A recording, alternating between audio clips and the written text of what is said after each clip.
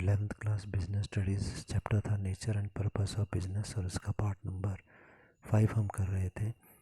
इसमें टॉपिक हम जो डिस्कस कर रहे थे आखिरी बार वो था व्यवसाय में लाभ की भूमिका या role of profit in business. ये बिजनेस या व्यापार में लाभ का क्या भूमिका या क्या रोल होता है, क्या महत्व होता है। तो इसमें हमने 3 पॉइंट डिस्कस कर लिए थे, उसके आगे के पॉइंट्स करते हैं। पॉइंट नंबर 4, लंबे समय तक व्यवसाय को जीवित रखने के लिए लाभ आवश्यक है। Profit is necessary for longevity of the business. वही है कि मालिक बिजनेस को लंबे समय तक तभी चलाएंगे जब वो ज़्यादा लाभ देता है, अन्यथा नहीं। पाँचवा है, लाभ व्यवसाय को स्ववित्त प्रदान करने की महत्वपूर्ण साधन है। Profit is the self financing service source of the business. ठीक है, अब स्ववित्त का क्या मतलब होता है? स्व का मतलब होता है अपना और वित्त का मतलब होता है पैसा। देखो, जब भी हमारे को बिज़नेस में दुकान में पैसे की आवश्यकता होती है तो हम लोगों ने जो लाभ या प्रॉफिट जो था वो जोड़ जोड़ के रखा हुआ था। तो उस प्रॉफिट से क्या होगा, जो हमने इकट्ठा करके रखा था, पैसे की आवश्यकता पड़ी तो हम क्या करेंगे, बैंक से उधार नहीं लेंगे। हमें मालूम है हमारे पास पैसा पड़ा हुआ है और उसी से हम अपना गुजारा कर लेंगे। तो ये हमें स्ववित्त प्रदान करता है, मतलब अपना पैसा। अगला पॉइंट है, लाभ व्यवसाय की सफलता का प्रमाण है। It's a proof of the success of the business. एक व्यवसाय, एक दुकानदार सफल तब माना जाता है वो ज़्यादा लाभ कमाता है। यदि एक दुकानदार को लगातार हानि हो रही है तो हम कहेंगे भाई ये दुकान कामयाब नहीं है या ये दुकान सफल नहीं हो रही। अगला पॉइंट है 7, लाभ से उधार प्राप्त करने की क्षमता प्रभावित होती है। It affects the loan taking capacity of the business. उधार प्राप्त करने की क्षमता का क्या मतलब हुआ? देखो, जब भी हम किसी व्यक्ति के पास उधार लेने जाते हैं तो सबसे पहले वो देखेगा भाई ये दुकानदार है कैसा, इसकी दुकान कैसी चल रही है।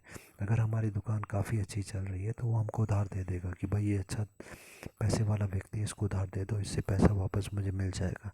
और अगर मेरी दुकान घाटे में जा रही है तो फिर वो पैसा मुझे उधार नहीं देगा कि भाई इसकी दुकान तो पहले घाटे में जा रही है, पता नहीं ये पैसा मुझे वापस करेगा क्या नहीं करेगा। तो कहने का मतलब ये है कि अगर हम ज़्यादा लाभ कमाते हैं तो लोग हमारे को पैसा दे देते हैं उधार, और अगर हमारी दुकान घाटे में जा रही है, लाभ हम नहीं कमा रहे, तो हमें उधार भी नहीं मिलेगा।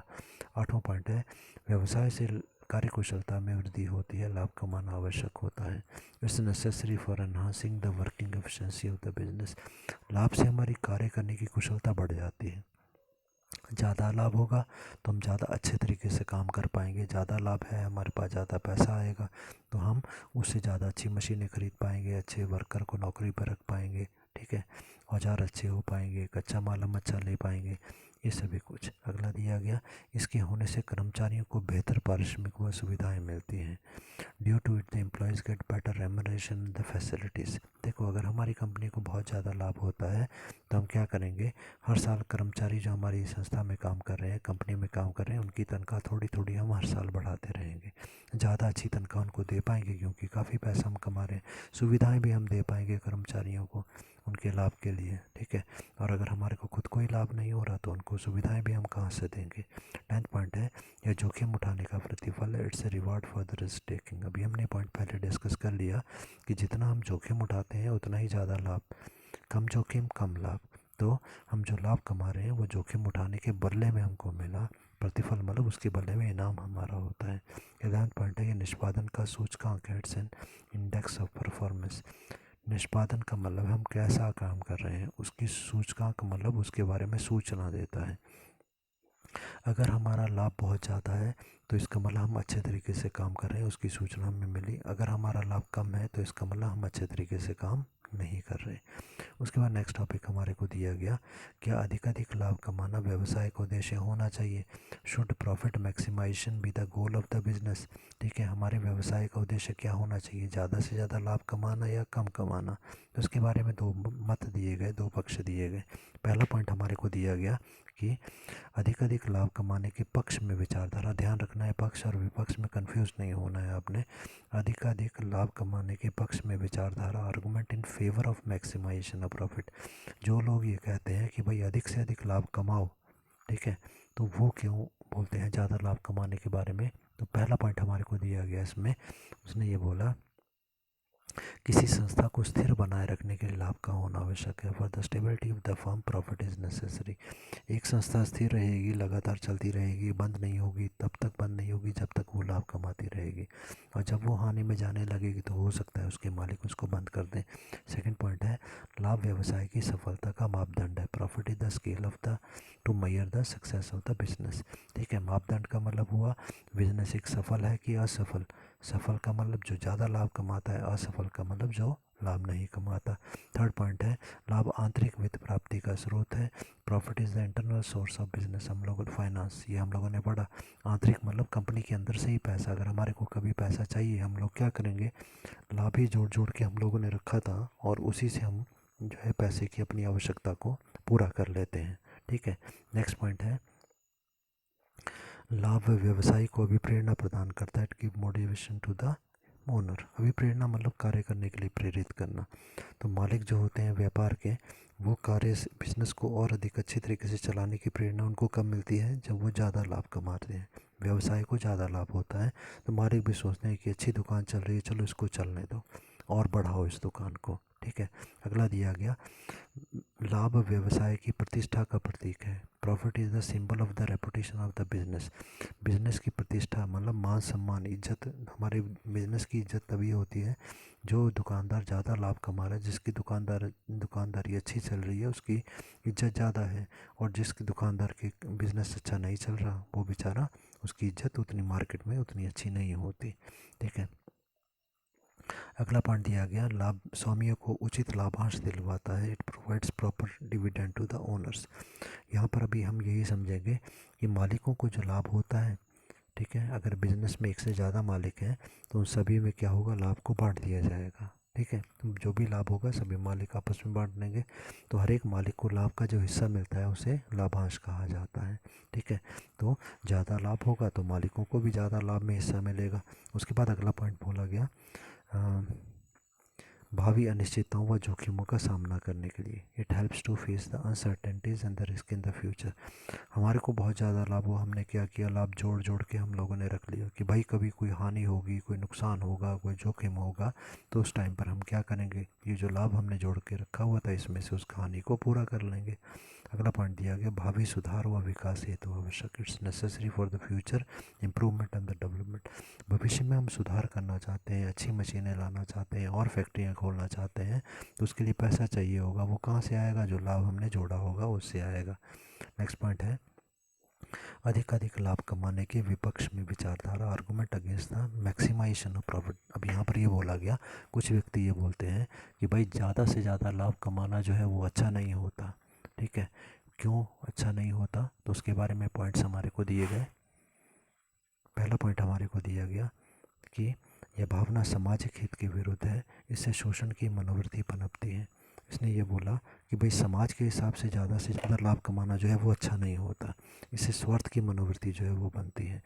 मालिक यदि दुकान के सोचेंगे हम ज़्यादा से ज़्यादा लाभ कमा लें तो उनका स्वार्थ तो पूरा हो जाएगा, उनको तो ज़्यादा लाभ मिल जाएगा, परंतु लोगों को तो काफ़ी नुकसान हो जाएगा, उनका शोषण होता रहेगा। सेकंड पॉइंट है, इससे व्यक्तिगत स्वार्थ बढ़ता है और सेवा की भावना समाप्त होती है। व्यक्तिगत स्वार्थ मतलब दुकानदार का स्वार्थ होता है कि मैं ज़्यादा से ज़्यादा लाभ कमा लूँ, परंतु हम दूसरे की सेवा नहीं करना चाहते, दूसरे की मदद नहीं करना चाहते। हर समय बस हम केवल ये देखते हैं कि हमारे को कैसे ज़्यादा से ज़्यादा लाभ जो है वो प्राप्त होगा। नेक्स्ट पॉइंट हमारे को दिया गया, तीसरा पॉइंट है, इससे आर्थिक असमानताएं बढ़ती हैं। It creates economic difference in the public. आर्थिक असमानताओं का मतलब ये है कि आर्थिक मतलब धन के मामले में, असमानताएं मतलब कोई आदमी बहुत अमीर हो रहा है और बाकी आदमी गरीब हो रहे हैं। यदि एक दुकानदार बहुत ज़्यादा लाभ कमाएगा तब क्या होगा, वो सभी लोगों से पैसा लेगा, ज़्यादा कीमत वसूल करेगा। 100 रुपये की चीज़ है वो उसकी 200-300 रुपये लेगा, तभी तो वो ज़्यादा लाभ कमाएगा। यदि ऐसा होता है तब क्या होगा, वो लोगों से खूब पैसे ले लेकर अमीर हो जाएगा, परंतु क्योंकि लोगों से वो बहुत ज़्यादा पैसा ले रहा है तो इसलिए बाकी लोग गरीब होते चलेंगे, कुछ अमीर हो जाएंगे, कुछ बहुत गरीब हो जाएंगे, तो लोगों में असमानता आ जाएगी, गरीबी और अमीरी का अंतर आ जाएगा। अगला दिया गया, विभिन्न वर्गों के मध्य संघर्षों का जन्म होगा। अब वर्ग यहाँ पर दो बन जाएंगे, अमीर लोगों का एक ग्रुप बन जाएगा, गरीब लोगों का एक ग्रुप बन जाएगा, और उनमें संघर्ष मतलब मतभेद, लड़ाई झगड़ा जो है वो प्रारंभ हो जाएगा। अपने हित के लिए। नेक्स्ट पॉइंट है यह भ्रष्टाचार को प्रोत्साहित करता है, टर्नासिस करप्शन। तो भ्रष्टाचार का मतलब है जब हम गलत तरीके से कार्य करते हैं, क्योंकि जो हम लाभ कमाने के लिए कार्य कर रहे हैं तो हम जो मर्जी तरीका अपनाएंगे, हमारा उद्देश्य केवल मात्र लाभ होना होता है। नेक्स्ट टॉपिक हमारे को दिया गया क्लासिफिकेशन ऑफ बिजनेस एक्टिविटीज़ या व्यवसायिक क्रियाओं का वर्गीकरण। वर्गीकरण मतलब बांटना। व्यवसाय में जो क्रियाएं की जाती हैं, काम किए जाते हैं, उसको हम दो भागों में बांटते हैं। एक होता है उद्योग, जिसको हम इंग्लिश में बोलेंगे इंडस्ट्री, और दूसरा होता है वाणिज्य, जिसको बोलते हैं कॉमर्स। ठीक है, तो व्यावसायिक क्रियाओं को या बिजनेस एक्टिविटीज़ को दो भागों में हमने बांटा। एक हो गया हमारा उद्योग और दूसरा हो गया हमारा कॉमर्स। कॉमर्स को ध्यान रखें, यहाँ पर आप समझ लें आप लोग। अगर कोई पूछे कॉमर्स क्या चीज़ होती है तो उसको हिंदी में बोलते हैं वाणिज्य। ठीक है, तो व्यवसाय में जो क्रियाएं की जाती हैं उसको हमने दो भागों में बांटा। एक हो गया हमारा उद्योग, जिसको हमने बोला इंडस्ट्री, और दूसरा हो गया हमारा वाणिज्य, जिसको हमने बोला कॉमर्स। तो अब कॉमर्स क्या चीज़ है तो आगे हम देखेंगे। देखो डायग्राम में बताया गया, जो हमारा कॉमर्स या वाणिज्य है उसको हम दो भागों में बांटते हैं। क्या दो चीज़ों से मिलकर बना है। एक है व्यापार, जिसको इंग्लिश में बोलते हैं ट्रेड। ठीक है, व्यापार आप समझ गए। व्यापार या ट्रेड का मतलब है कम कीमत पर सामान लाना और उसे ज़्यादा कीमत पर बेच करके लाभ कमाना, ये व्यापार हो गया। तो हमारा एक हो गया व्यापार और दूसरा हो गया व्यापार में सहायक, इंग्लिश में बोलेंगे एड्स टू ट्रेड। ठीक है, तो व्यापार में सहायता करते हैं। क्या क्या चीज़ें सहायता करती हैं, जैसे मान लो कि गाड़ियाँ, हम दिल्ली से सामान मंगवाते हैं यहाँ पर अपने शहर के लिए। ठीक है, तो इसका मतलब है वहाँ दूसरे शहर से जो सामान यहाँ पर आया, कैसे आया, यातायात के द्वारा, ट्रांसपोर्ट के द्वारा आया। यदि गाड़ियाँ ना होती तो फिर हमारा सामान हम तक नहीं पहुँच पाता और व्यापार नहीं चल पाता। हमारे को पैसे की आवश्यकता है दुकान चलाने के लिए, उधार चाहिए, कहाँ से मिलेगा, बैंक से मिलेगा। तो ट्रांसपोर्ट ने भी मदद की, बैंक से भी हमें पैसा मिला तो उसने भी मदद कर दी है। इंश्योरेंस या बीमा हम करवाते हैं, डिटेल में पूरा चैप्टर बाद में पढ़ेंगे, ये भी मदद करता है। जब तक सामान हमारा बिक नहीं जाता, तब तक ख़राब ना हो जाए तो हम उसको गोदाम में रखते हैं, तो वो भी हमारी मदद करता है। दिल्ली के व्यापारी से हमने सामान मंगवाना है, ऐसी स्थिति में हम क्या करेंगे, उसको फ़ोन करेंगे या पत्र लिखेंगे, भाई हम ये सामान मंगवाना चाहते हैं, हमारे को भेज दो। ठीक है, तो ये पत्र लिखेंगे या फ़ोन करेंगे, जो भी कुछ है, ये क्या है, संदेशवाहन, संचार, कम्युनिकेशन इसको बोला जाता है। ये सभी व्यापार में हमारी मदद करती है। तो कॉमर्स में क्या आ गया, एक आ गया व्यापार और दूसरा है व्यापार में सहायक। ठीक है, पर हमने पढ़ा व्यापारिक क्रियाओं का जब हमने वर्गीकरण किया तो सबसे पहले हमने पढ़ा उद्योग, जिसको हम बोलते हैं इंडस्ट्री। अब उद्योग या इंडस्ट्री क्या चीज़ होती है। देखो, फैक्ट्री वो जगह होती है जहाँ पर हम कोई चीज़ बनाते हैं, कच्चा माल लाते हैं और उससे कोई चीज़ बनाते हैं। जैसे मान लो कि हम रुई लाए खेत से ख़रीद के, और फैक्ट्री में हमने रुई से धागे बनाए, धागे से कपड़ा बनाया, फिर उसको प्रिंट किया, फिर पैक किया और बेचने के लिए भेजा। तो फैक्ट्री वो जगह है जहाँ पर हम कच्चा माल लाते हैं और उससे सामान बना बना कर बेचते हैं। और बहुत सारी फैक्ट्रियाँ, जैसे हम बोलें कि कपड़ा बनाने की जो सारी फैक्ट्रियाँ हैं, उनको इकट्ठे तौर पे कहेंगे कपड़ा उद्योग कहेंगे।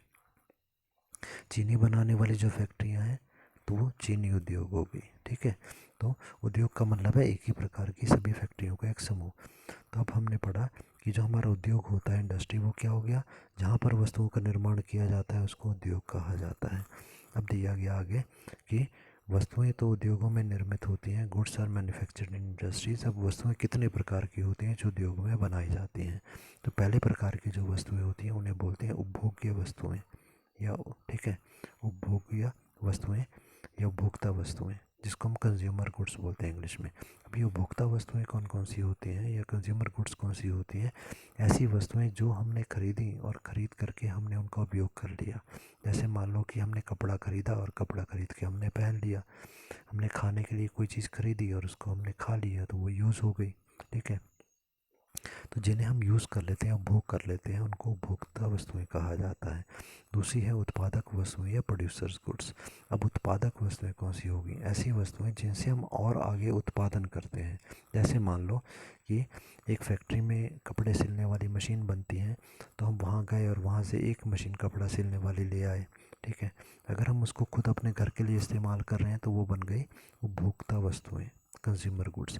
पर हमने क्या किया, अपनी दुकान खोली, कपड़े सिलने की, दर्जी की दुकान हमने खोली और उसमें आगे आगे कपड़े सिल सिल के हम लोग बेच रहे हैं, मतलब और ज़्यादा वस्तुओं का निर्माण कर करके हम बेच रहे हैं।